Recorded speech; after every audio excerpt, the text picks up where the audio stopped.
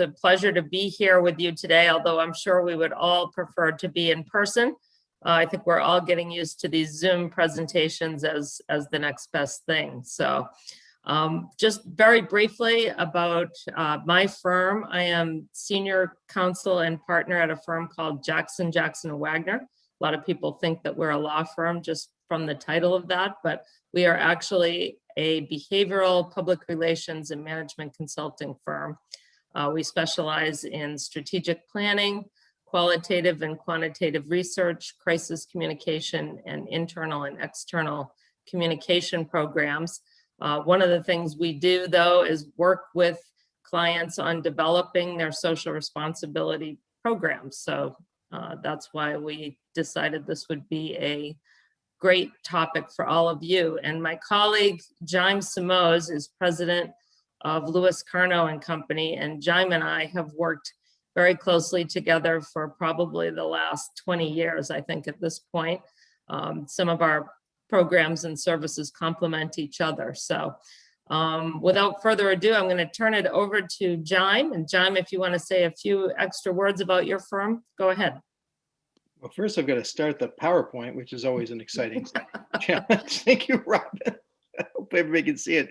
So nice to have all you smiling people join us on this beautiful day. Yeah, Lewis Karno. I am not Lewis Karno. Who was Lewis Karno? He was a Polish gentleman who came to the United States in the 19th century and founded a shoe findings business in Chicago, Illinois, which my grandfather, when he came to Chicago from Lithuania in the early 20th century, ended up buying, owning, and running. So when I started my own consulting firm about 20 years ago, I thought I'd name it after Lewis Karno, a dead gentleman from Poland who I'd never met, but embodying the spirit of our company, which is helping give a voice to others. And it's a real pleasure to be with you here today and to once again share in this case, the little screen with Robin, for whom I have a great deal of respect and always enjoy working with.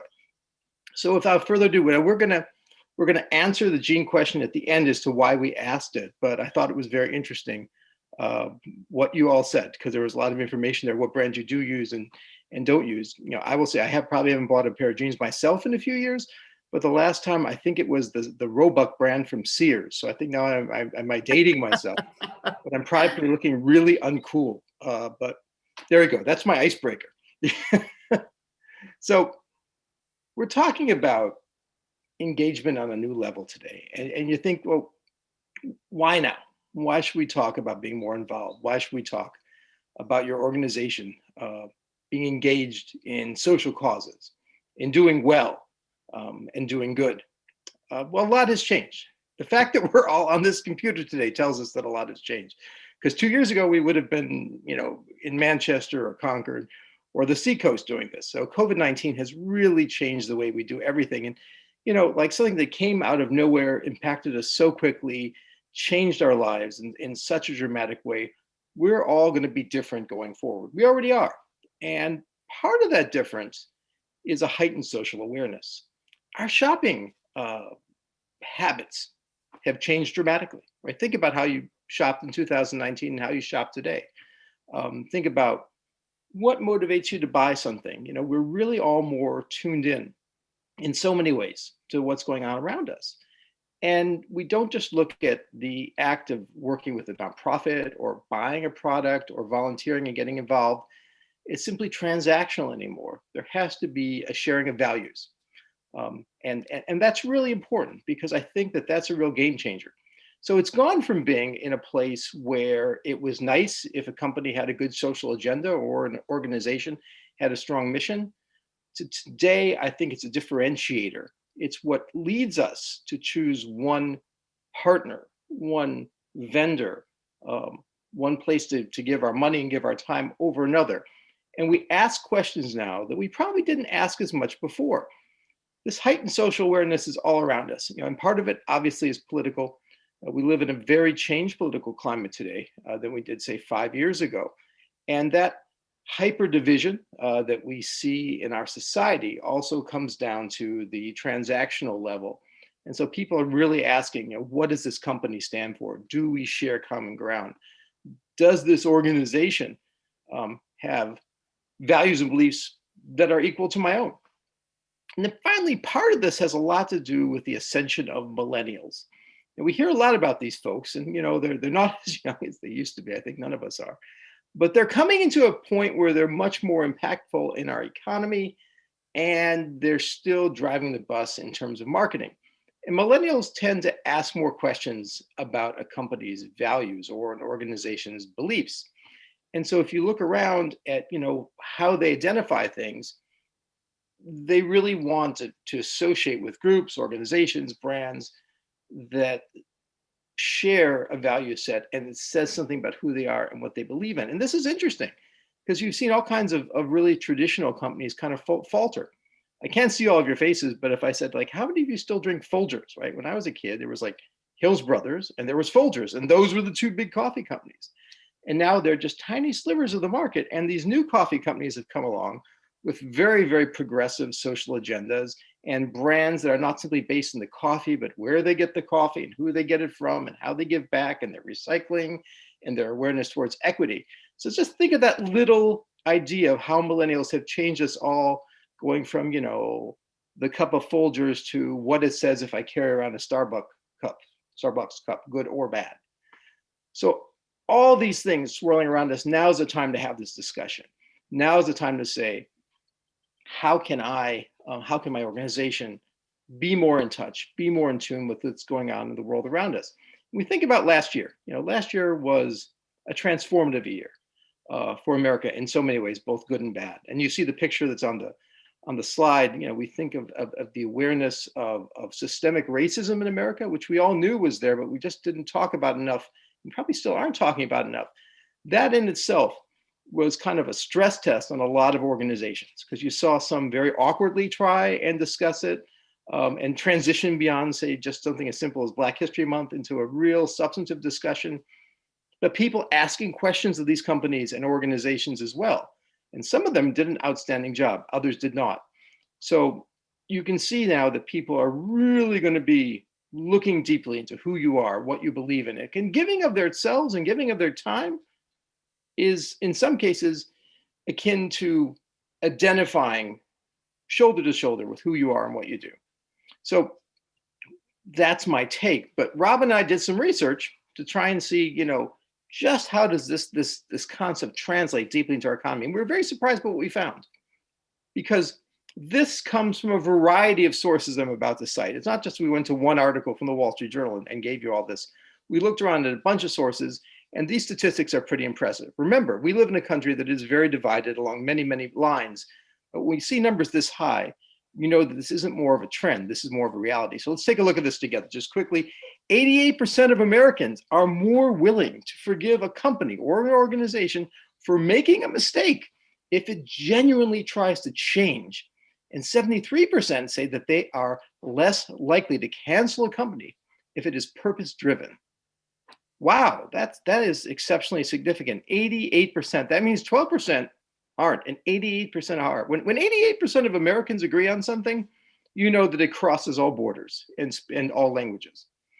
This next one too, 73% of respondents believe that a company can take actions that both increase profits and improve conditions in communities where it operates. That is really interesting. So now we're saying, the company needs to look at its workers, look down its supply chain, look at its distribution networks, and it can still do that and be profitable. That isn't what we want. That's what we expect. So that's a very interesting statistic to look at. Now, 72% of Americans say they feel it is more important than ever that the companies they buy from reflect their values. 72%. Wow. So going back to what I said earlier, this statistic proves it. And then 76% say supporting companies that are addressing social and environmental issues helps them to feel that they're doing their part. It's a vicarious thing. I buy from this company. I drink this brand of coffee. I volunteer at this organization. I give my money to this nonprofit. And in that way, I'm doing my part too. So it feels good about themselves. I mean, a great example of this, Subaru. I know I'm in New Hampshire. If I say who drives a Subaru, we're all probably going to raise our hands. But you look at their ads and they don't talk as much about their automobiles as they talk about the nonprofits that they partner with to give money back. So obviously Subaru read that report, because of most other car companies, all they do is show you the car. Subaru shows you the values. And that's a really interesting statistic. When a company that big has done the research and changes their marketing, there's something that we can all learn. And then nearly 9 in 10 consumers, so 86%, say they're likely to purchase from a purpose-driven company. Wow. 9 out of 10 people say that they would buy from a company whose purpose they basically are in sync with. If we went back in time 10 years ago, these numbers would have been significantly lower. They would have been aspirational. People would have wanted to do these things, but then they shop at Walmart. And what this is saying is this has changed. And what has changed, I think, is, again, COVID-19 changing our world, politics becoming more and more divisive and making us more aware of the real core issues that we believe in, and finally, the systemic racism issues that have just really come to the forefront in the last year that have made us more all aware of our environment and where we're going as a nation. So why bother with the program? And then I'm going to pass this over to Robin. This barometer, so this is the year we're in, found that 86% of the general population expects CEOs, so leaders of organizations, to speak publicly on social issues. Now that's pretty much a traditional shift of the paradigm on its head, because in the past, I think we wanted business leaders to just be quiet, right? To go ahead and sell their jeans. And now 86% of people expect leaders of big companies, of any company for that matter, to speak out on social issues, while 68% feel that CEOs should step in when the government does not fix societal problems. Wow, Steve Jobs, where are you now? But that is fascinating. So we're expecting now private industry, business leaders to come in and find solutions when government is not finding them. It's societal problems. And I think we've got a few. So as I said, just soak this in and think to yourself, this type of program, it's not a luxury at this point. What it is, it's a necessity for any organization, for-profit, nonprofit, social service. You really have to put your values forward.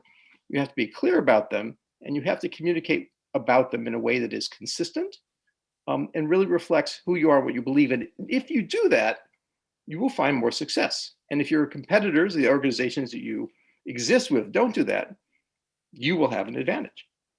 Speaking of advantages, I'm at the advantage to speak with Robin today. And before I get started, there is a question in the chat box for you, Jayme. Do you think that the statistics are this high for people that actually follow through with their purchasing habits based on values rather than wanting to, but they still buy from Amazon, Walmart, et cetera, because it's easier or cheaper?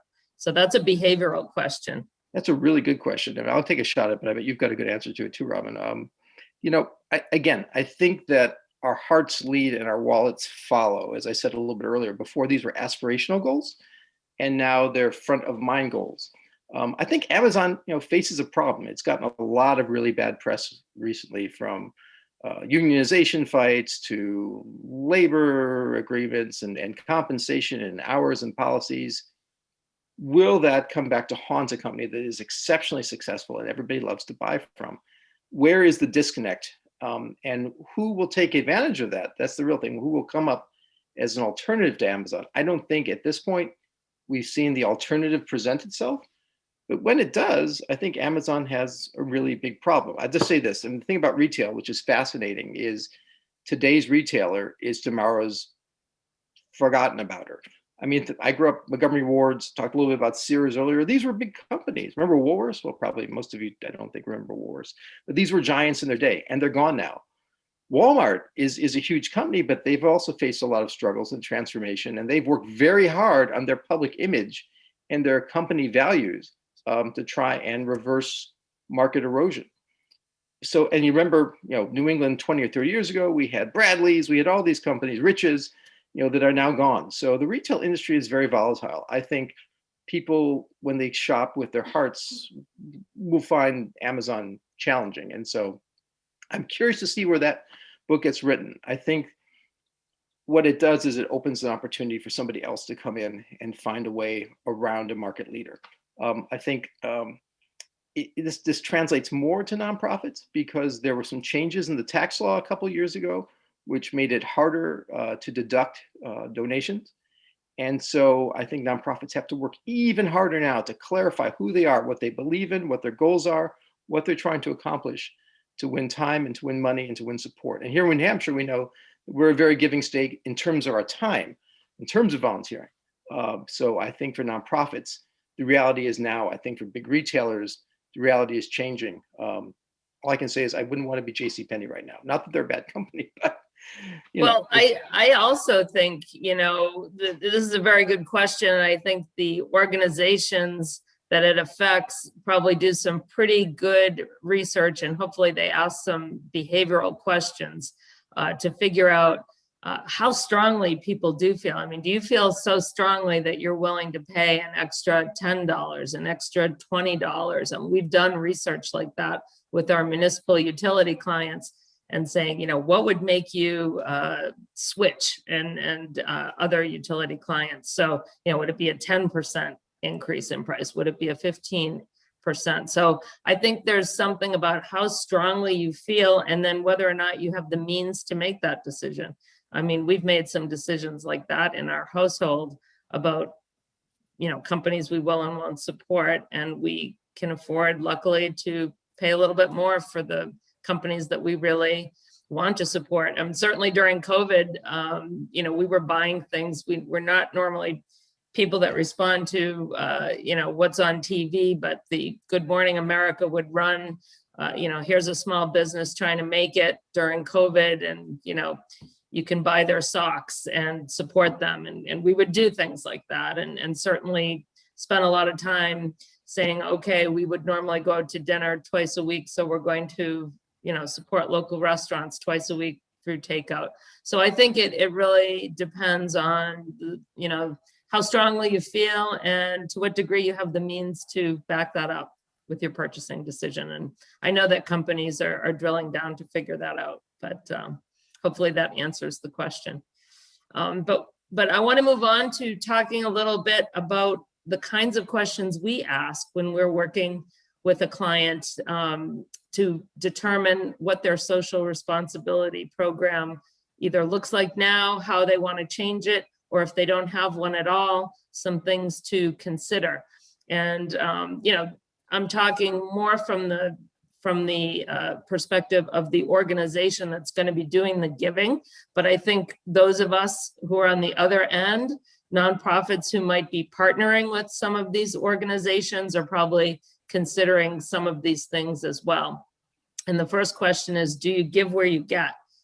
Are you making donations in the space where your clients and your customers and even your employees live and work and do business? So that's a pretty important component to a good social responsibility program.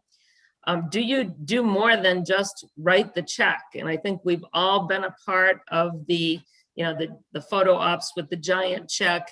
And, you've got your CEO and the organization, the nonprofit that they're giving the money to, and so forth and so on, which is, and there's a place for that. Believe me, it definitely is attention getting and raises awareness. I always think about my own experience.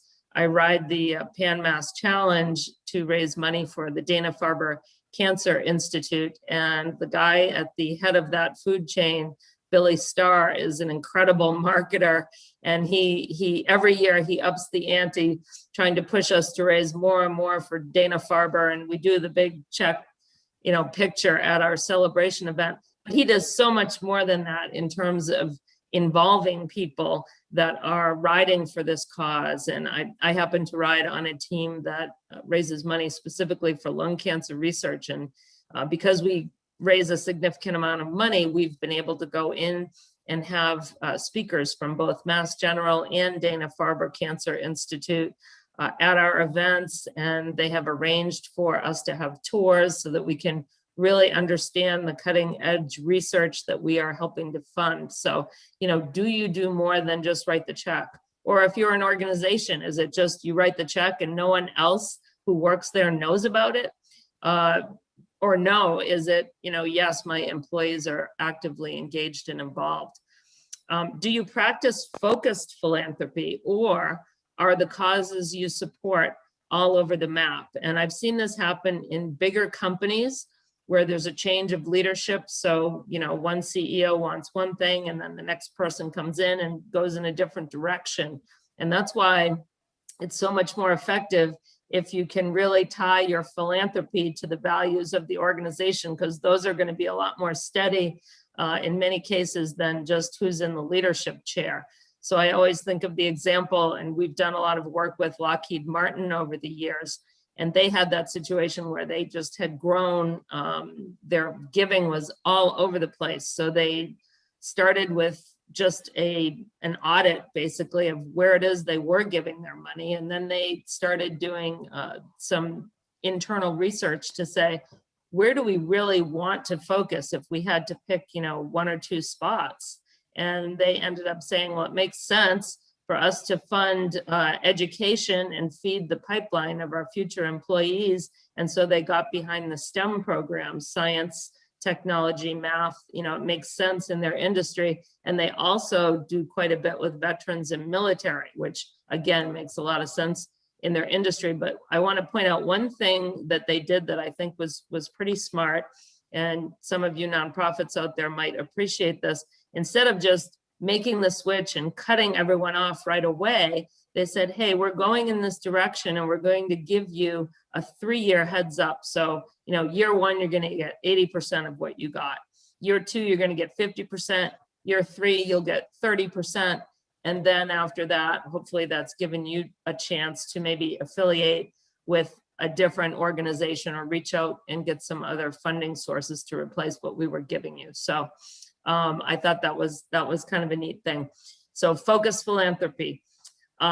Does your social responsibility program engage employees? And we actually have a poll on that question. So if I could have that poll, do your social responsibility practices engage employees?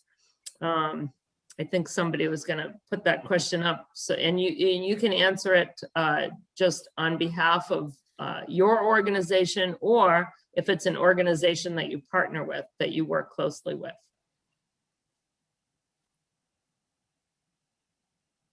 There we go. So I'll give you a few minutes to answer that question, and we'll see where our audience stands on this particular thing.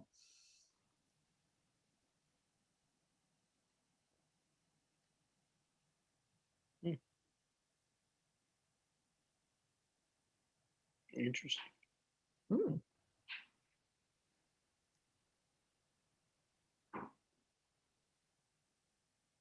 lot of skin in the game. Yeah, it looks more do than don't, which is 70-30. Significant. Yeah. Okay. So it's looking, over 70% have a social responsibility program that's based on employee involvement. I would say that's a very good thing. And, we're going to give you some examples of some organizations that do just that. So I think that's great. Another poll that I'm curious about your involvement is, how many of you out there have a social responsibility policy that absolutely defines what your organization supports or doesn't support? And then even if it's that you work or partner with an organization that has a social responsibility policy. So let's see where people fall on that. Can you give us an example, Robin, of a social responsibility policy from another organization or company? Yes, absolutely. And, I'm going to be talking in a minute about Timberland. Yep. I think they do a great job talking about what they will support. And then they have a whole laundry list of what they don't support. And I think one other component of their particular policy is that they say they don't support anyone that doesn't comply with the Timberland Code of Ethics, which I think is, and then there's lots of good social responsibility policies out there that we can get for people. If people are interested, they can just email us. We're going to provide our contact information at the end of the session. So looking at this poll, there are 68% that say, yes, we have a policy in place. We're in the process of putting it together, 16%, and not yet 16%. So maybe the people who are not yet will think to get one started after this presentation. And we also have a comment in the chat. there is a volunteer component that engaged employees with our social responsibility. Oh, hold on for a second. Let me make this bigger. Yeah, there is a volunteer component that engaged employees with our social responsibility, but I'm hoping to grow the involvement. So maybe we'll give you some ideas on that. Another comment, that is hard to answer because our company mission is to create employment opportunities for individuals with disabilities. So we are all involved with job coaches, et cetera. Over 40% of our employees have a disability. We teach other companies how to do what we do, which is great.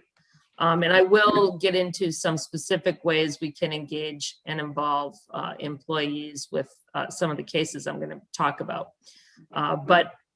So if you bear with me for just a moment, just to wrap up on another question that we would ask, are you known as a socially responsible company? And people say, well, how are we going to figure that out? Well, you can actually do some research and ask people, you know, give me a letter grade, give this organization a letter grade. What would you give us for our corporate social responsibility programs if you were rating us A, B, C, D, or F? And why would you say that? And by the way, do you know some of the social responsibility programs that we are behind? Or do you kind of know what niche we support? And that will certainly tell you a lot. Another way is by what I call third-party endorsement. And I did a longer session yesterday on PR boot camp, that a class that I teach, where we talked about, you know, who was landing on some of the world's most admired companies lists and all of those kinds of things. And it was amazing how many of those companies are really doing a lot with the social responsibility programs. So, and yes, you can have a copy of the slides. Those will be provided. Next slide, please, Jayme. There we go. So as I was saying before, most social responsibility programs are born at the whim of the CEO, right? And it's whatever he or she is interested in, and that's not necessarily a great way to go. Next slide, please, Jayme. We think a lot about how much of an impact a social responsibility program can make, and we've been talking a little bit about dollars. So any kind of donations, and that includes in-kind support, and there are plenty of examples of how organizations have stepped up with in-kind support, especially during COVID-19. But there's also advocacy, and we talked a little bit about this. We'll talk about it more. To what degree is your organization helping to shape public policy for some issues that are really pertinent to your customers and to your employees? Number of volunteer hours. Now, this is an interesting thing because, you know, years ago when we first started in this field, hardly anyone was doing a social responsibility report, right?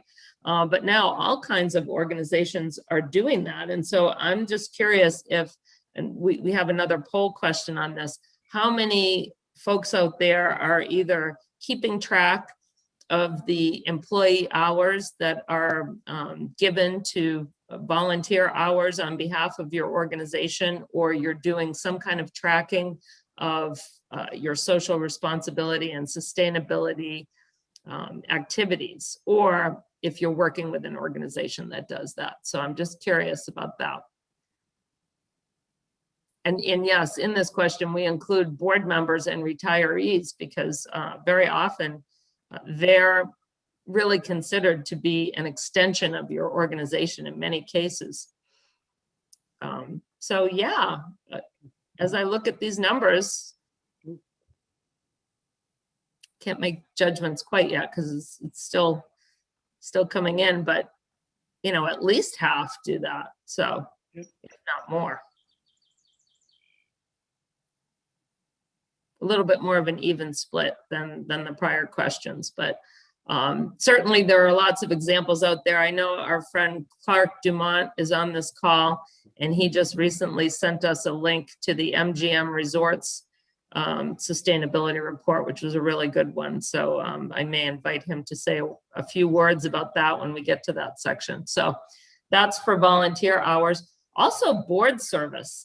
And many organizations that want to engage and involve their employees as ambassadors for the organization, we'll actually place them on boards or certainly support them in terms of giving them time off to get involved in board service. I can speak on behalf of JJNW, our professional association, Public Relations Society of America.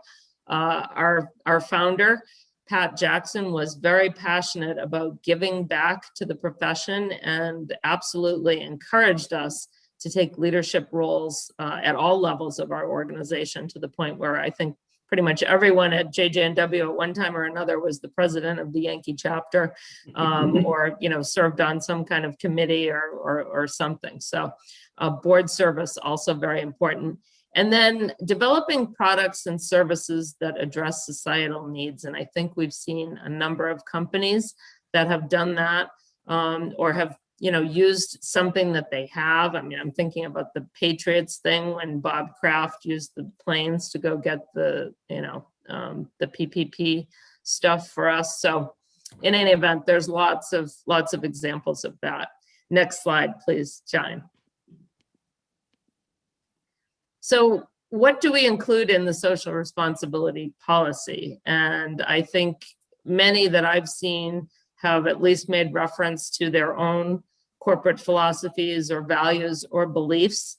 And then, as I pointed out in the Timberland example, clarity on the causes that you do and don't support. And this is very helpful for the nonprofits that are lining up, applying for your grants. We want to make sure that we don't waste their time either. So let's invite people that are going to fit the bill, if you will. And then the employee engagement element, if you have any kind of employee engagement, and I'll give you a couple of examples coming up here pretty quickly. So next slide, please, Jayme. So here's a local example, and I happen to live in Amesbury, Massachusetts, and this organization is relatively new. CNA Stores, they're a veteran-owned business, and that's definitely a niche of theirs that they you can see it right here in the logo, but they also support it from a social responsibility standpoint. And I like this example. It's a smaller organization. It's a small company. They just opened their first store in Haverhill back in November 2020, and then their Amesbury store followed in January of this year. And already they were given an award by the Haverhill Chamber for their work with veterans. And I believe they got the best veteran-owned business award this year already. Now, those of you that aren't familiar with CNA Stores, they're a recreational cannabis company. And, as part of that, they give a certain amount to the communities where they do business in the form of a host community fee. But in addition to that, CNA Stores gives an additional, above and beyond the host fee, $25,000 to organizations that, make sense for them to support. And the CEO, Bob DeFazio, happens to be very active. He's actually the vice president of the Veterans Northeast Outreach Center board. So he's done a real lot for them. They get their employees involved by if they're making donations to a food bank for the veterans, the employees are out there loading the trucks. They have a great initiative in the wintertime. And this is, again, an example of any size company could really do this. It doesn't take much. And Bob DeFazio is out there pushing the shovels right along with his employees. But when it snows, they have a program called Snow Angels where the employees will go and dig out the senior citizens in the communities of Amesbury and Haverhill. So kind of a simple program, but really nice. And then I don't know how many people have ever even been inside of a cannabis store, but usually you're dealing with cash. And so at the cash register, they have, and this is a very visible way to support local charities. Each month they change the charity and they have a little jar that says, this month we're collecting for the Tough Warrior Princesses, which is for breast cancer survivors. And so people will round up their change and put it in that jar. And it's been really successful. And, over time all that stuff adds up. So there's an example of getting your employees involved in a small company. we'll go the other way on this Going slide. the wrong way, sorry. There we go, sorry. So after CNA, Next slide. yeah, next slide, please. I'll talk a little bit about Timberland. So I think we all know Timberland, and especially for their boots. They're headquartered in Stratham, New Hampshire, and they've really been on the forefront of involving their employees in their social responsibility programs, probably way before a lot of people were talking about it. And what I like is, even when VF acquired them about 10 years ago, they kept the same program because it was just great. So since 1992, they have a program where they will give each employee up to 40 hours a year of paid time off so that they can go volunteer. And these employees can choose things that are near and dear to their hearts, or they can wait and say, you know what, we don't have anything that we're working on or particularly passionate about right now, but we'll hop on the bandwagon when Timberland puts together their couple of days a year where they do what I call, or what they call, Servapalooza. So everybody in the organization is doing some kind of service, and this could be anything from, you know, planting gardens at, you know, in a public space, or planting trees somewhere, always tied to what they do as an organization. You know, they make work boots and outdoor gear. And so, you know, typically it has to do with improving the environment in some way. They also have a longer program called Path of Service. So if you're an employee that's particularly passionate about, you know, back in the hurricane, going down and doing a hurricane cleanup for a longer period of time, you can sign up to do that through their Path of Service program. Next slide, please, Jayme. And this program, I think, is kind of interesting. It's, you know, any size company could do something like this. So Timberland has this victory garden, and so the employees can work in the garden. And so the vegetables and fruits and stuff that are produced, the employees can either buy those back, or they're used in the cafeteria at Timberland. And then the money that comes through the cafeteria is then turned around and they donate that to the New Hampshire Food Bank. So, you know, one of these nice full circle programs that they have. Next slide, please, Jayme. And, you know, this one is something that they have signed on to. So it's called the Generation T Pledge, and it's committed to changing the perception of the trades and kind of encouraging people to get involved in the trades. And in Massachusetts, there's definitely a labor shortage when it comes to the trades. And so one of the programs they did, they went to the Milford High School, and they engaged a bunch of students for a day of work, and they brought in other partners. They brought in like East Coast Flooring and Lowe's, and those people could provide the tools and the training. And they did a project of building dog houses. So all, you know, the students are learning how to use the tools, and presumably it attracted a lot of people that are interested in that in the first place. They produced 24 dog kennels that were then donated to animal shelters. So that was great. And then East Coast Flooring awarded interviews for summer intern positions to the top 15 students who worked that day. So win-win-win all the way around. So they have just a lot of cool programs. If any of you that want to learn more, there's lots more there. And I would just spend some time on their, just Google Timberland social responsibility, and you'll see all the stuff that comes up. And particularly around Earth Day, which is a big triggering event for them to do lots of work. So next slide, please, Jayme.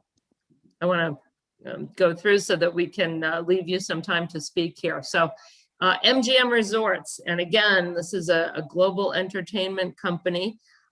They talk about striving to make a difference in the lives of employees, guests, and the communities where it operates. And so our friend Clark Dumont was really behind this whole effort to get the whole thing started and help them focus their program. And they chose to do it around these three pillars: environmental sustainability, diversity and inclusion, and community engagement.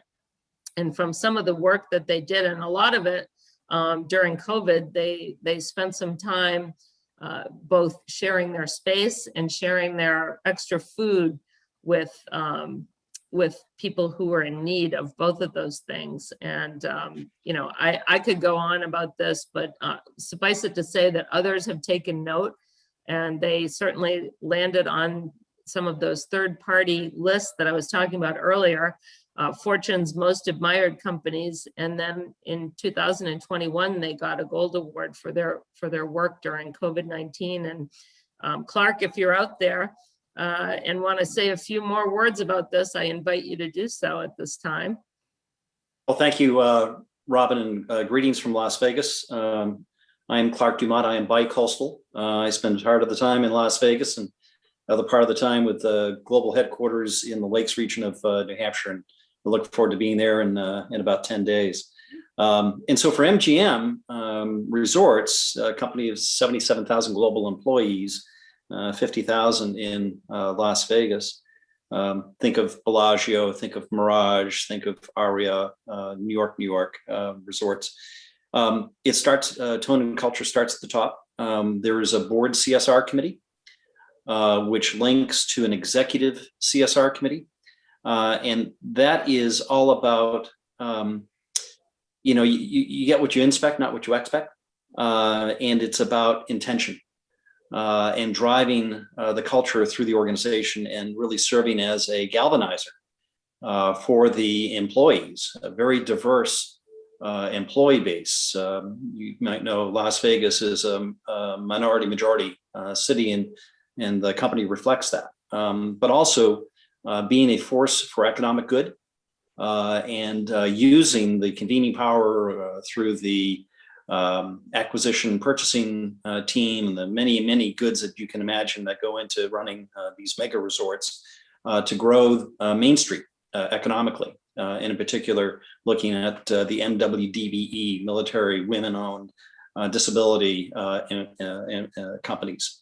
And so really, what I loved about Timberland, and I was on the New Hampshire BSR conference last week. Yeah, I've gotten up early the last couple of weeks. It's now, let's see, 7:34 a.m. Pacific time, but it's all good and it's great. But listening to Timberland last week, for some of you who may have been on the New Hampshire Business for Social Responsibility Conference, and seeing how those efforts that started, and I recall some 30 years ago, are institutionalized.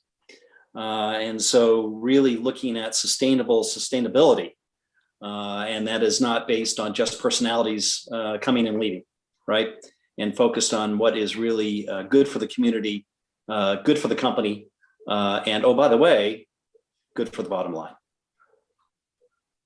Thanks, Clark. Thanks so much for that. And all these companies, and I would encourage you to Google the social impact and sustainability report for MGM as well.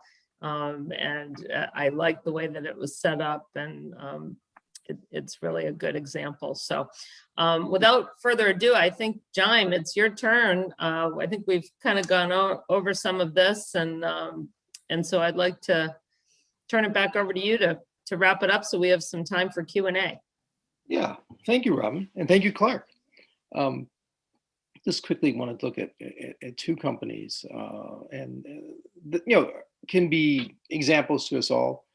Ben & Jerry's is a company which I think we've always associated with being socially responsible, always associated with taking on causes, not just openly, but in terms of some of their products. And it's interesting that they were acquired by a large multinational, and they still kept at it. And that's kind of the lesson as we talk about, that was part of the brand, right? I think when you think of Ben & Jerry's, you think of environmentalism, you think of social activism, speaking out about issues, and that is their brand. And, it's done them well. Are there folks out there who don't eat Ben & Jerry's ice cream because of that brand? I am sure that there are, absolutely. But I think if you look at the flip side, the loyalty to the brand on the other side is such, and it comes down to a dollar decision. There's 2 pints of ice cream. One costs, $4.99 and the other costs $2.99. Are you willing to spend the extra money to buy the Ben & Jerry's because you associate with that brand? Yes. And so it probably started as a social decision many years ago because Ben and Jerry's was a pioneer. But it ended up being a good business decision. And certainly, for the most part, they've taken on mostly non-controversial, but some controversial topics. So they're really a pioneer.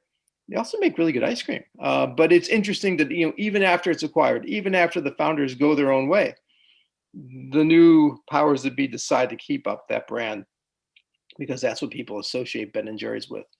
And the number one thing about branding is you never want to lose your core, right? You never want to step away from the people who got you to be where you are today. The next one. Can I just say go one ahead. other Yes, sorry. thing about Ben and Jerry's? Yeah. And I'm a huge ice cream fan. So not only am I willing to spend a little more, I'm willing to absorb a few more calories for Ben and Jerry's. But one thing I always point to is their packaging. Like, even if you don't know much about the company, you pick up a package, and this flavor has been retired, but I always like to use it as an example, the Rainforest Crunch. Yes. So you can tell they've got the recyclable container.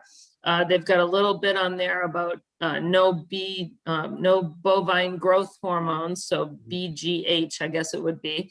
And then they also put a little bit on there for the Rainforest Crunch flavor. 10% was donated back to the rainforest. So even if you don't know a lot about the company, just pick up the package and you can learn a lot. So I just wanted to point that out. No, it's a really good point. I mean, again, that is their brand, and it reflects in the way that they market themselves. And so they're a real pioneer. I thought that this was an interesting case study myself, because again, it reflects how differently we are doing business today, and as nonprofits, for-profits, and any type of organization. I currently serve on the Concord Chamber of Commerce board. Many years ago, I was on a smaller chamber in a small town. And I remember going to a large manufacturer, I think I was as one of the executive board members, and asking them if they would provide us with somebody who would join our board. And the response I got was, what we do for your small town is employ 800 people. No, we're not going to be on your board. And maybe that was a standard business operating practice for the time, but I don't think that would cut it today. In the news, I found really interesting last week. I know how many of you read that Mattel was doing a buyback program with Barbie. Did you see that?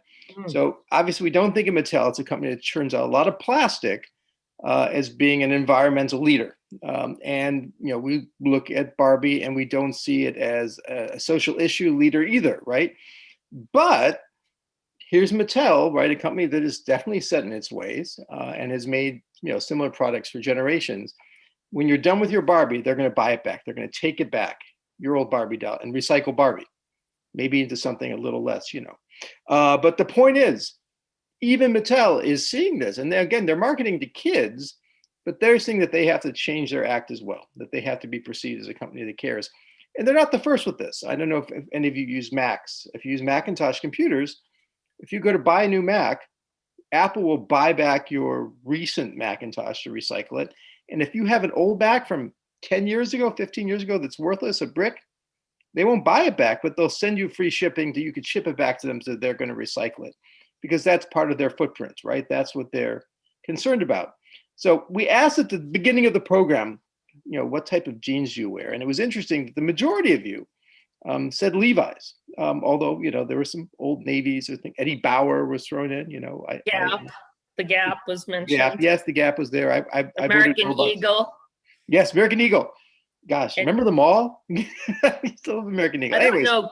I don't know Cotton On or Universal Threat or Seven. I didn't know those, but anyway, those got to mention as well. Nobody said Wrangler, which is interesting because this is kind of a one side, other side story.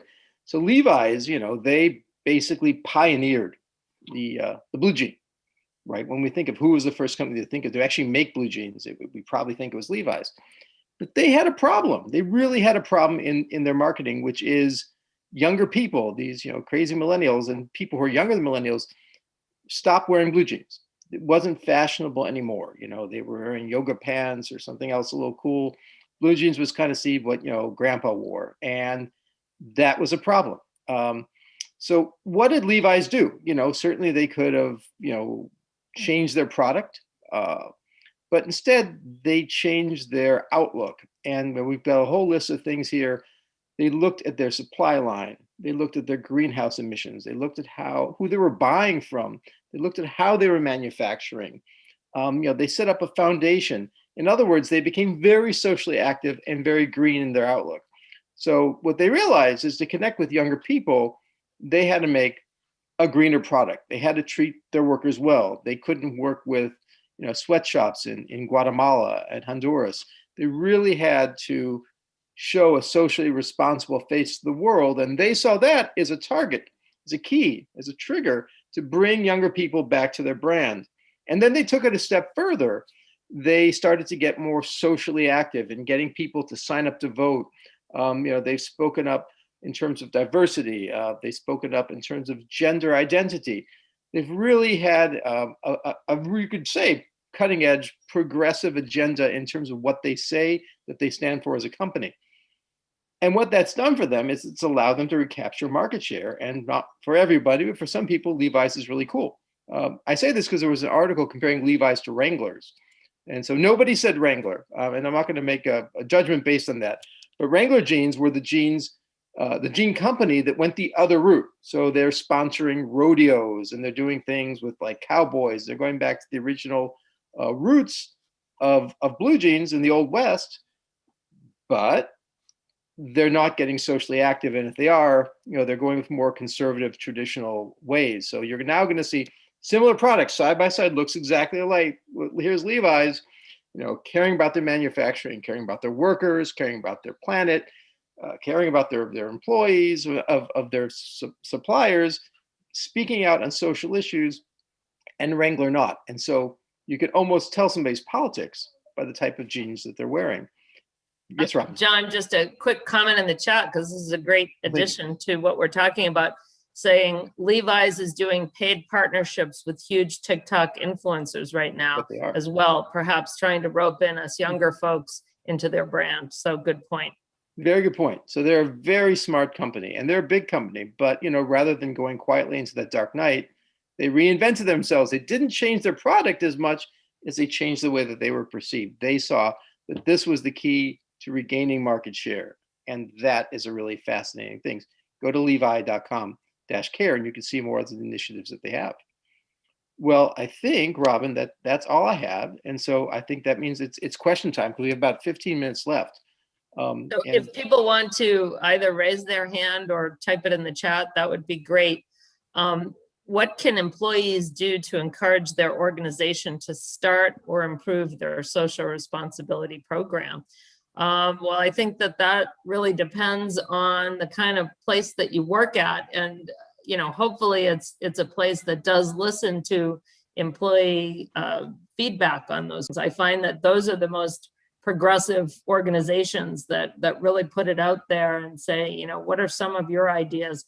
Southwest Airlines is a great example of that. They're always asking their employees for feedback on that. So, and I think if you can, as an employee, if you have a great idea and you can back that up with some data and some background information about why this would make a really good partnership, I would be surprised if your organizations weren't going to listen to you. So, and again, it's not always just the big bucks. It's also, what can we do for a service program, or, how can we focus our efforts in a certain area? I think back to when it was JJNW's 35th anniversary, and we gave to the PRSA Foundation $35,000 donation, which was a lot of money for a small firm, but we really believed in starting this JJNW Behavioral Prize, and this was given to people who would contribute to the body of knowledge on behavioral public relations, and that's something that's really tied in to our work that we do. So we decided, rather than kind of giving it all over the place, we were going to use it, a big lump sum, to start something. And I'm proud to say that award still exists today, and it's been, built on over the years. So I think that employees with a good idea like that, if they can come with, something to back up their argument, if you will, and talk about all the benefits, I think you'll get you'll get the ear of management. John, do you want to chime in on that? I would just add, I think, it's really important to be clear about your core points and beliefs. It's great to encourage employees to give back. It's great to have staff members join other boards and in the volunteer, but it's always good to have 2 or 3 maybe key points that you believe in and reflect your values as a nonprofit or as a for-profit. And I say that because you think about the nonprofits whose missions we really get. They do 2 or 3 things. We think about great nonprofits like Easter Seals, the United Way. They do so much that what we tend to think about those organizations is the point that impacts us, right? And not the general picture. Great organizations, but they do a lot. And if you had to say, well, what do they do? It's going to take a few minutes to kind of distill that. But if you think about the American Cancer Society, okay, got it. They're trying to find a cure to cancer. I can get that. And so when you think about your program, your social responsibility effort, think about those 2 or 3 really core points. What do they have in common? And so you can boil it down into a couple sentences, like, how do you give back? Well, we support. And that, I think, is more powerful, but it also allows you to do more with what you have. There have been organizations that have said, okay, we have all of our top people are going to join nonprofit boards. We're going to analyze as a group, see where we have the most to give back. And we're going to back those people not up just with their time, but maybe some resources. Maybe we'll throw in $5,000 as an annual donation to that organization. And we're going to support them through tech support or something else. So I think it's really strategic, and it has to be strategic. You've got to think it through and have a plan so that when somebody looks at it from the outside, they get what you're doing, they get who you are, they get what you stand for, and then they find that sinking point with you, and there's the benefit. Otherwise, we worked with a law firm once. They had 1,000 different initiatives. They were supporting everybody's, kids' baseball team. That was great, but at the end of the day, they couldn't tell you what they stood for. I'm sorry, Robin. I think you had to. No, I was going to say another comment came up in the chat. What advice would you give to organizations that need to be careful about not appearing to take a political or a partisan stance? And, I just really think, I think a lot about Starbucks when I think about that one. And I just say, now there's an organization that, is really very open in terms of their social responsibility activity. They invite employees to comment on it. They invite customers to get involved. They have lots of programs for feedback on that. And then they kind of put themselves on the map because the former CEO, Howard Schultz, decided to consider at least a run for president. But it was interesting because I have researched them, and they don't, interestingly enough, fund PACs or give directly to political organizations. But what they do put money into is lobbying for specific causes that are important to them, like employee mental health.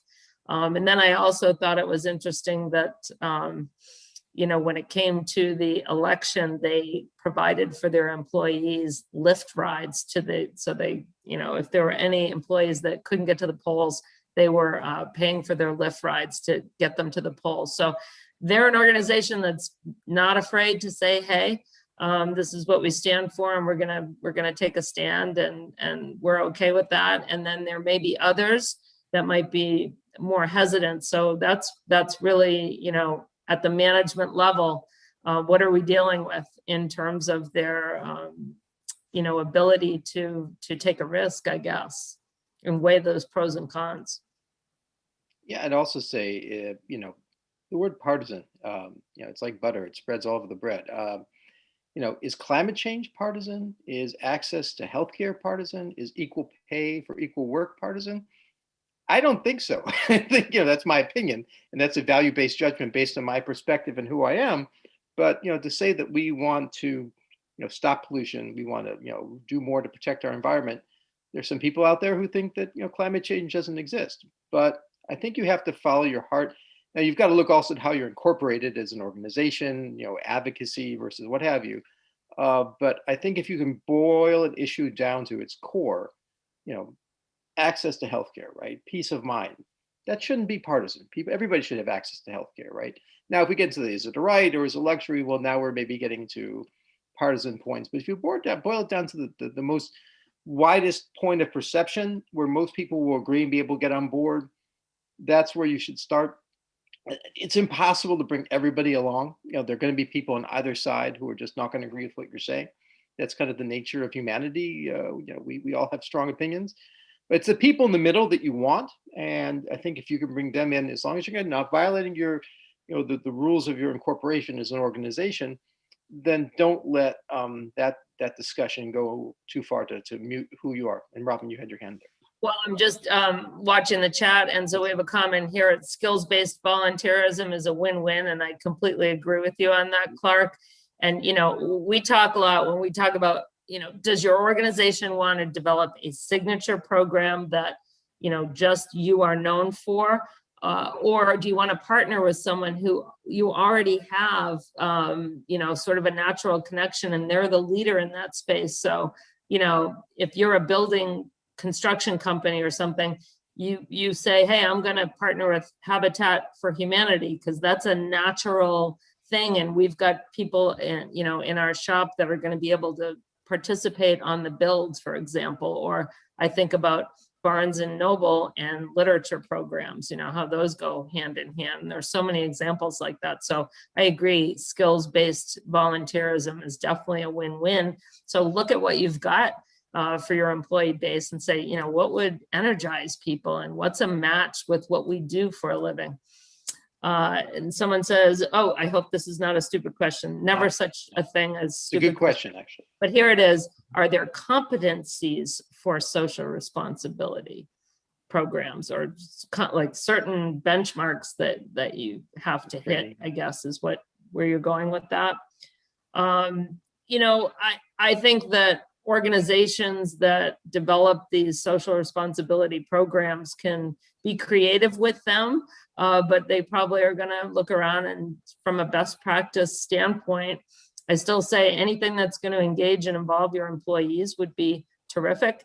Anything that's going to be a match with what you do is absolutely terrific, and keep it focused. Otherwise, it's going to go all over the map and it's going to be less impactful. But Jayme, do you have anything to comment on that? It's a really good point, Robin. And I would only add that, when you come up with a strategy, base it first on research, get an understanding of the issue, never jump into an issue without understanding it. Talk to your internal audiences, talk to your staff, talk to your colleagues, talk to your volunteers, make sure that they understand the issue and that everybody's got the same perception of the issue and the challenges. And then if you're going to get into issue that impacts you but isn't your realm of expertise, either bring in a consultant, work with a partner organization. If you're going to want to reduce your plastic footprint, for example, don't just do it on your own. There's probably a lot of good people out there who could help you do it in a thoughtful way. Because the problem is, when you go down this path and there's kind of a strand that you forgot, that can make you look a little hypocritical. So you want to have a very strategic, well-researched, well thought out, well-articulated and rolled out approach, because now you're maximizing it. Not just maximizing it in a monetary way, but maximizing it in not being distracted in the conversation about your values and where you want to be by an overthought or a lack of tactics. We have another question in the chat about how are socially responsible organizations reaching consumers who may not have the means or the accessibility to their products. It's easy to fall back to the big companies like Amazon for the right price. I'll be the first to admit I do this myself. So I guess when I'm thinking about this question, I'm thinking a lot about, the role of a social responsibility program. Yes, we've already said it can be a win-win and it can help add to your bottom line, but it also creates the environment and the reputation for your organization in which to do business. So it's like, even if people can't do it with you right now, maybe they will in the future, and you are building what I call that bank of goodwill. And we had some stats about that earlier in the presentation that, you really can't go wrong. And even, there's lots of ways to really emphasize, whether it's in your external communications or your internal, just what kind of an impact this is having. And, I've seen companies do a great job by featuring their own employees doing social responsibility activities in their ads, or, this is the role of communication to kind of drive home what the organization is doing. So you build that internal knowledge about it, so people are out there talking favorably about the company and contributing to the overall reputation as well. Jayme, anything to add to that?